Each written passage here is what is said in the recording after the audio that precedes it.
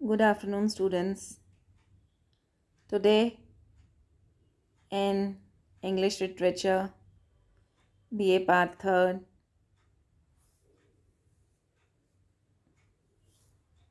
we're going to start with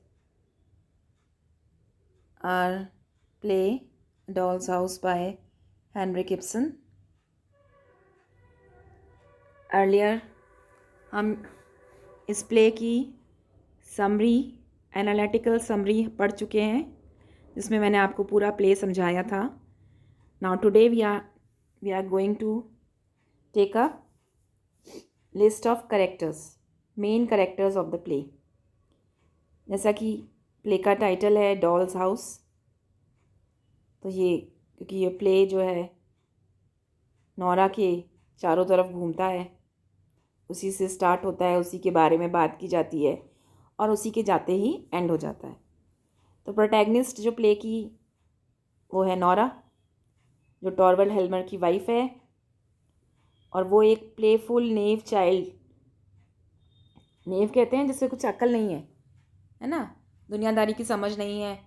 जब छोटी थी तो पिता उसको समझाते थे, उठाते थे, बिठाते थे, एक डॉल की तरह ट्रीट करते थे. और शादी होकर जब अपने पति के घर आई तो हस्बैंड ने भी उसी तरह से ट्रीट करना शुरू कर दिया, उसे एक डॉल की तरह, कि तुम काम करो, खिलाओ पिलाओ, घर को संभालो, बच्चों को संभालो, दैट्स इट, तुम्हारा यही काम है, क्योंकि तुम्हारे पास इतनी अक्ल नहीं है, तुम कोई और डिसीज़न नहीं ले सकती हो. यानी घर से बाहर की वर्ल्ड की से संबंधित किसी नॉलेज में उसका कोई रोल नहीं है. She does have some worldly experience, however. Small acts of rebellion in which she engages indicates that she is not an innocent, as innocent or happy as she appears. यानी जब उस पर दबाव डाला जाता है या किसी चीज़ के लिए उसे रोका जाता है तो समझ में आता है कि उतनी वो इनोसेंट भी नहीं है, ना वो इतनी खुश है जितना कि दिखाया जा रहा है. She comes to see her position in her marriage with increasing clarity. Life में उसके सारे फंडास क्लियर हैं, मैरिज को लेकर उसके जो डिसीजंस हैं उसकी क्लैरिटी है, वो क्लियर है, उसे पता है उसे कैसे बिहेव करना है. Finds the strength to her free her self from her oppressive situation.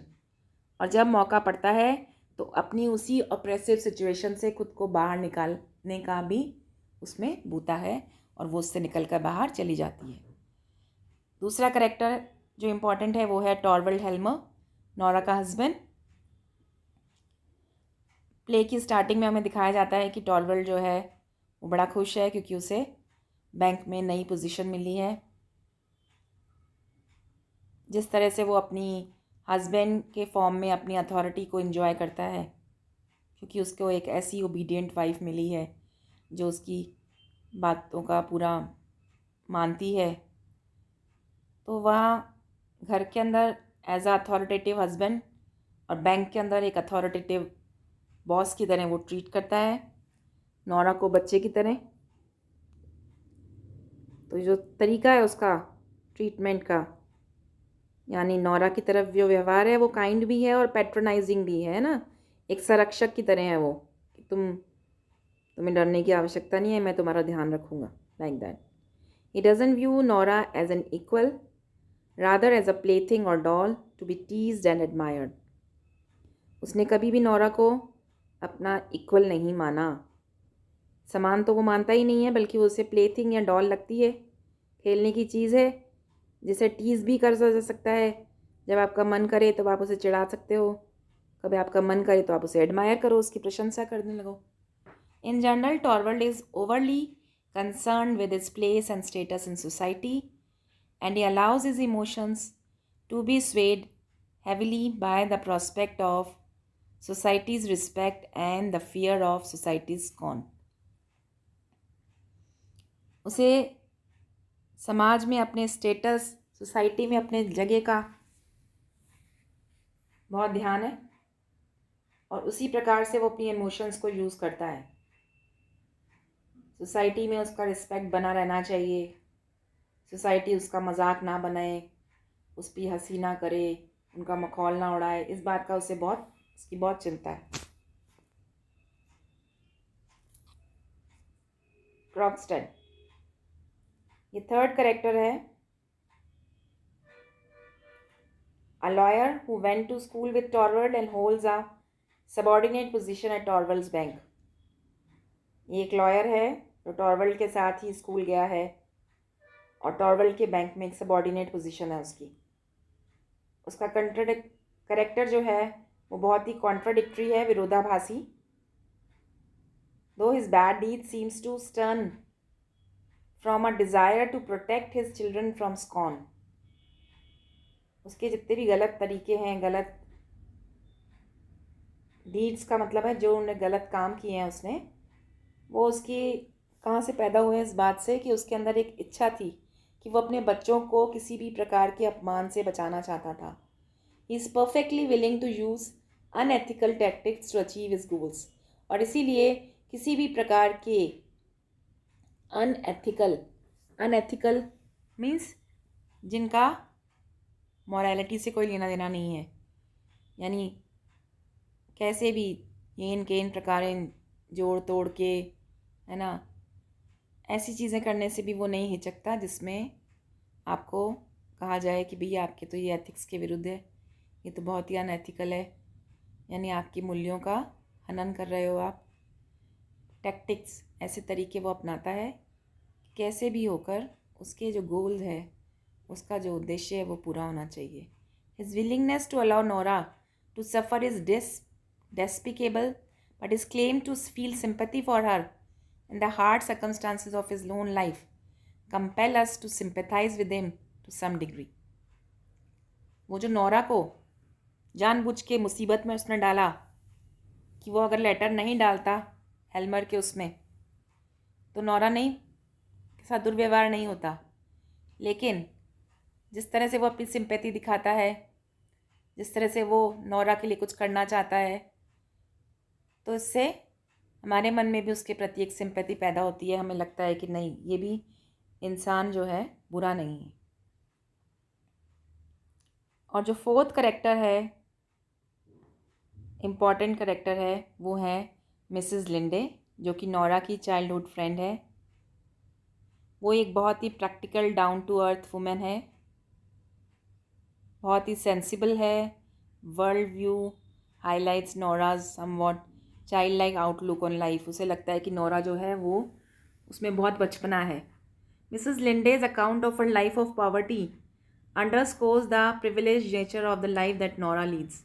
Nora एक बहुत अच्छा ऊंचे कुल का जीवन जी रही है और मिसेस लिंडे जो है उनकी लाइफ में बहुत ज़्यादा गरीबी का वास है।